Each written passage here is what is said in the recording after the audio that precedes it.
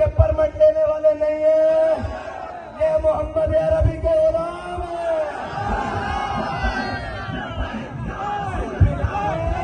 Petrol थोड़े अब्बा जी को ही सस्ता करना पैना थोड़ा सा हुआ है, अभी हम चले भी तो थोड़ा सा है, जब इस्लामाबाद तक जाएंगे तो पूरा हो जाएगा इंशाअल्लाह। और कहते हैं कहाँ है लब्बैक वाले, मैंने कहा यहाँ है लब्बैक वाले, जहाँ बुलाओगे वहाँ है लब्बैक वाले।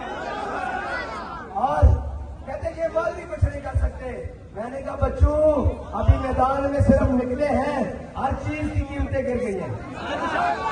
ये घी भी सस्ता हो गया रात का, चेक करने में जाने, एलपीजी भी सस्ती हो गई है, इंशाल्लाह बिजली भी सस्ती होगी, गैस भी सस्ती होगी, आटा भी सस्ता होगा, चीनी भी सस्ती होगी और मोहम्मद अरबी का दीन भी